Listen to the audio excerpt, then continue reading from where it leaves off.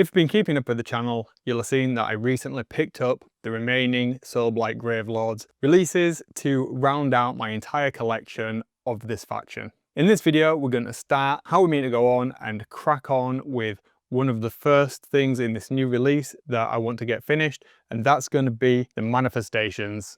Let's crack on after this.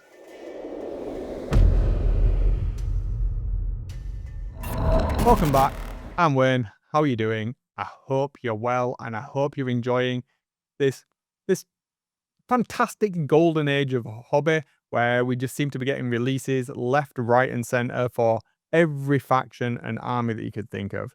But specifically, the one that I love is the Age of Sigmar Soulblight Gravelords. Accidental army, #1, and yeah, it's become my favorite.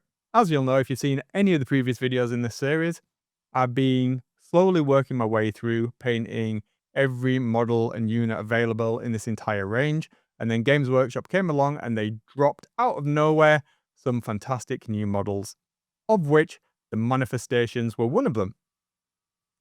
Now, I think these manifestations look really cool. I'm 100% there for them, and I really wanted to take this opportunity to bring a little sparkle, a little bit of pizzazz to what has been an otherwise deliberately somber paint scheme that we've tried to create throughout the army. I wanted to go for something a little bit darker, a little bit less OSL-y. That doesn't mean that there's not space for a little bit of a pop here and there.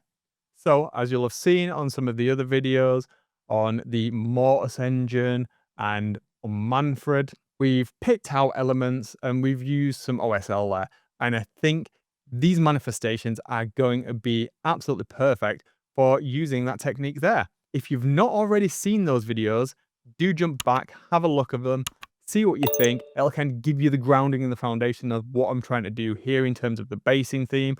I don't want to retread water that we've already covered in other videos. So there'll be a playlist in the description, links up here or here, whichever side it is now, and I'll make sure that all of those are linked back.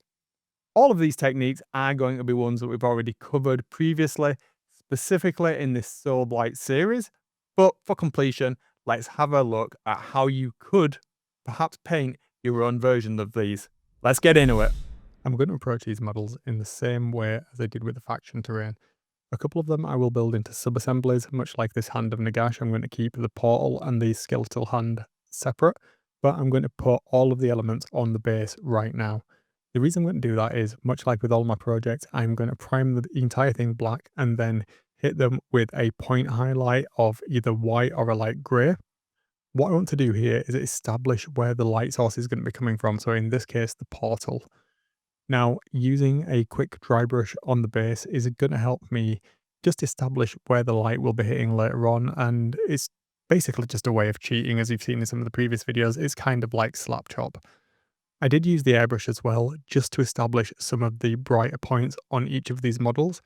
Here you can see on this skeleton coming out of the crypt that I've already pre-highlighted all of these using the airbrush, and I'm just going to come back in with a dry brush, just using a white or a light grey, just on the edge of the elements that I want to stand out later on.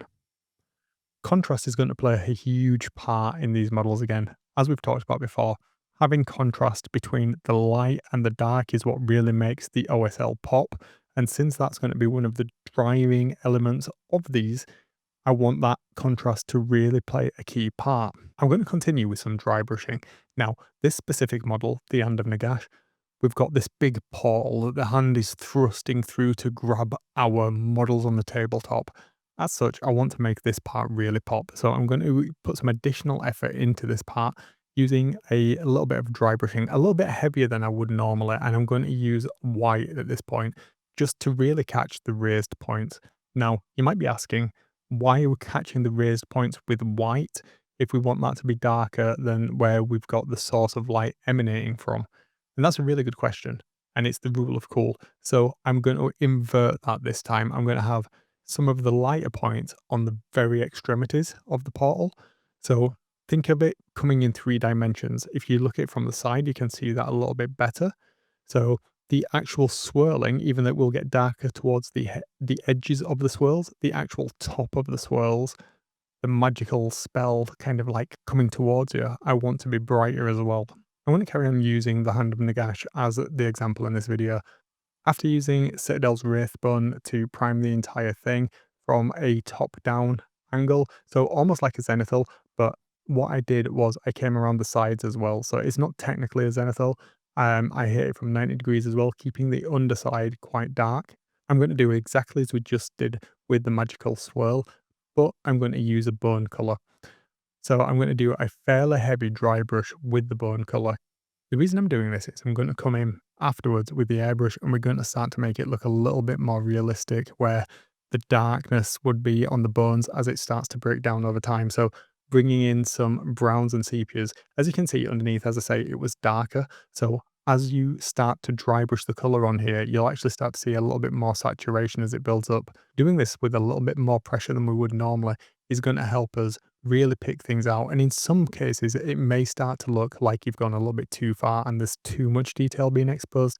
But don't worry, we're going to come back in later on and we're going to start to make it look a little bit more realistic. Jumping from that bony arm over to the base and more bone. Using contrast paint, I've just picked out some of the skulls on the base. And as you can see, I've created a little bit more volume with the airbrush around the actual portal, so just using some white ink. And the reason I've done that is because I'm going to come back in now with a sepia ink, and I'm just applying this all over the entire base. I am, however, applying it with a really large brush, and the brush is really moist. The reason I'm doing that is it's going to make the ink even more transparent. Now, the inks do dry naturally with a gloss to them, and I want that effect now because I want the reflection to, well, be reflected. And I find that using a satin-like ink really does help sell the OSL effect later on. So planning forward of what I'm going to do, I'm just going to apply this over the entire base using what we've already done with the dry brushing and the underpainting with the airbrush of the white ink. That's going to give us a really nice variation in terms of the tone that we can get with just this single layer. So we're minimizing the amount of effort we're putting in. Leaving the base to the side now to dry for a little while, I'm going to jump back over to the skeleton arm and I'm going to use exactly the same sepia ink, but this time I'm going to use it through the airbrush. And I'm going to start to just glaze this over the entire model really thinly. And what I want to do then is in multiple passes start to work up some saturation and coverage. Now, I would strongly recommend looking at some reference material for this, perhaps comic art, or if you're brave enough, go on a bit of a Google search, but be careful what you search for when you're looking for decaying skeleton bones. You might see some things that you don't particularly want to see. Anyway, with our reference material in mind, I'm going to start to darken just around the joints. Anywhere where two bones intersect, I want them to be a little bit darker. Now, we also want the interior to be darker, but, well, we can come in and do that later on. We want to show the inside of it kind of rotting a little bit more. I do want it to look somewhat realistic, but I want to also have it look like it's fantastical as well. We're not going for ultra macabre accuracy here, we're going for rule of cool. Adding this little bit of saturation to those points really is helping to sell the three-dimensionality of this sculpt. It really does bring it out a little bit and it doesn't take too much effort. Now, the next part is going to take a little bit more time and, well, yeah, I couldn't get around this. It's painting all of the inside parts. To get that decayed bone look on the inside of the arm, I'm going to use Rattling Grime, but it doesn't really matter on the color. Any type of contrast or speed paint will do the trick, or even thin down acrylic.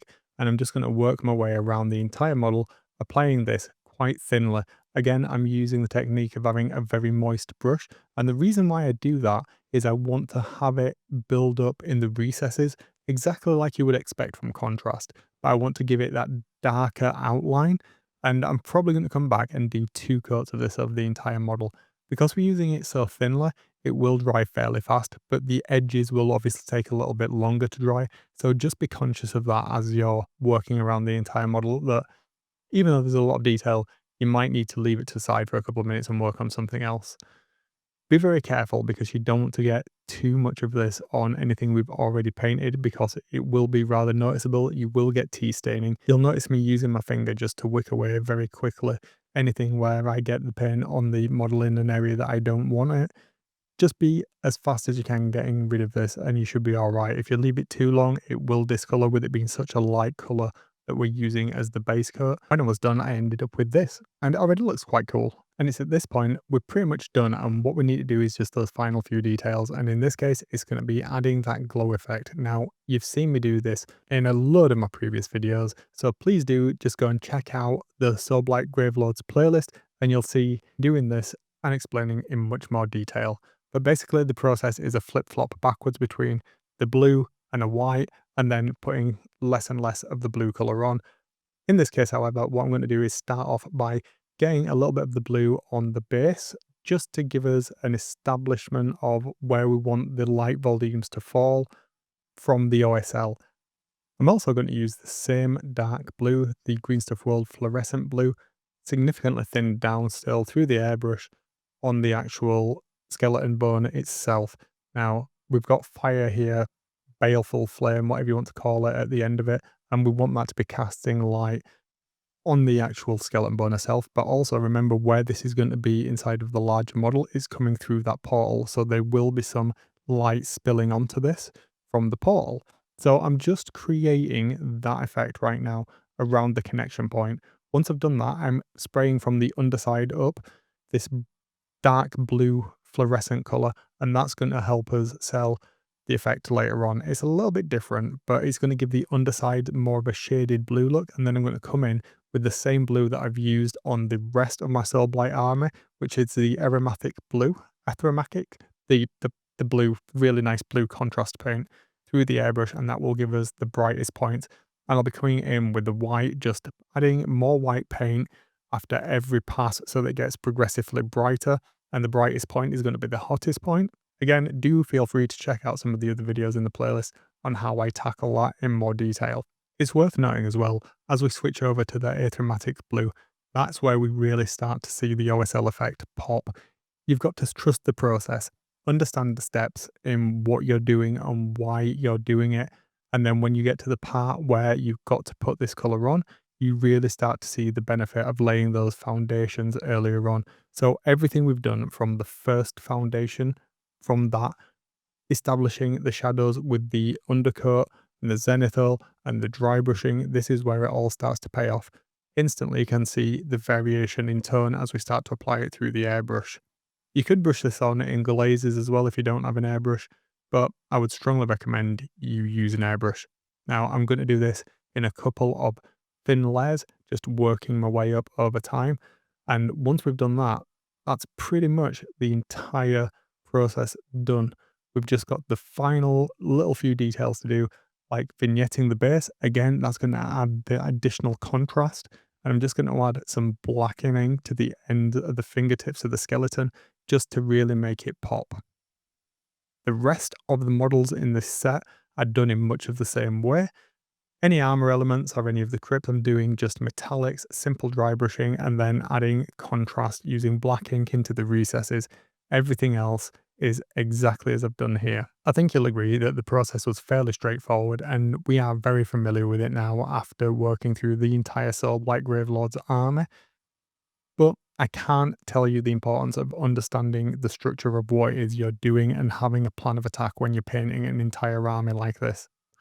Well, we've seen enough. Let's have a look how they turned out, and you can tell me what you think.